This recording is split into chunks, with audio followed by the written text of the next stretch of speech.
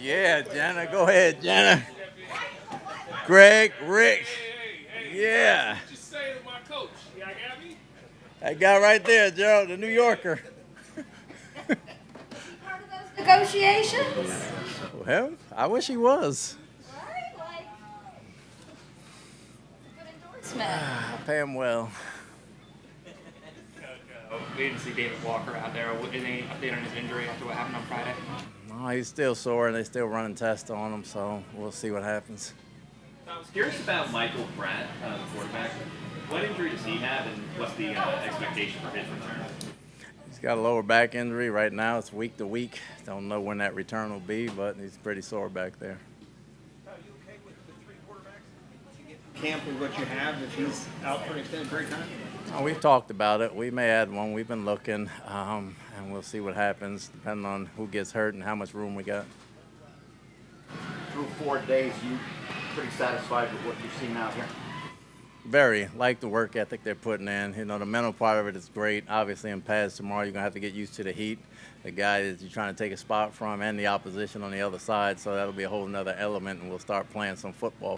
So it'll be good to see. Your thoughts on how they came off the first off day? I know sometimes that can be a little bit tricky for teams.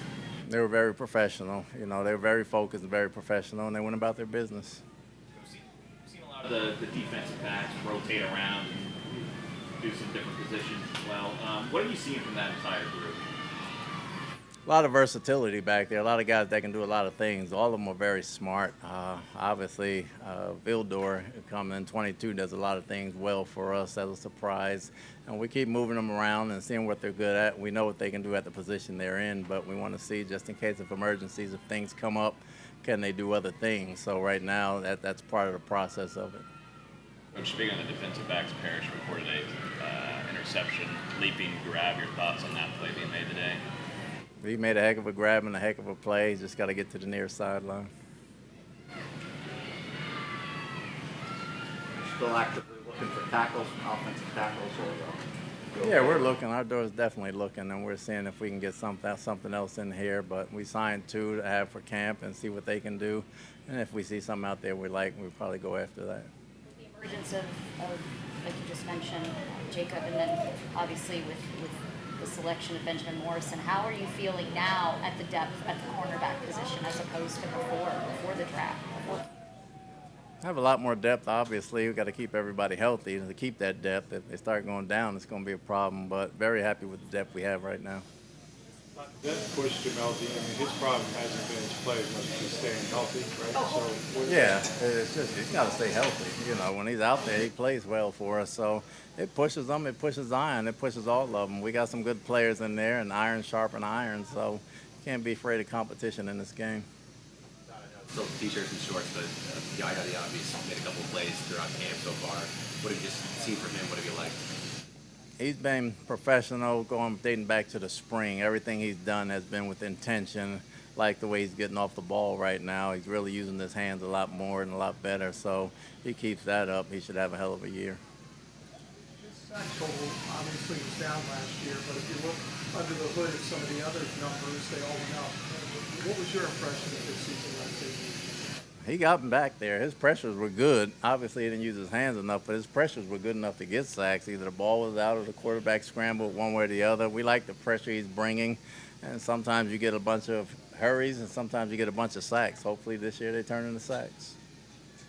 how does Dion Jones fit your scheme, Todd? And what can you say about the arc of his career? He was a heck of a player for a while. Yeah, then he got hurt. I think now he's back to 100%. He's one of our fastest guys, and that's including DBs. He's very heady. He's been nothing but professional since he's been here. He can play both backer spots. Hell, he can play nickel in the pinch. He does some very good things for us. He's very vocal, always where he needs to be. He makes us faster, and if we had to go to a 4-3 defense, we got a 4-3 linebacker as well. So his versatility, along with his special teams and speed, gives us a lot on defense. He was in there in the playoffs last year when we had Washington in the fourth quarter down in the red zone and made some plays for us.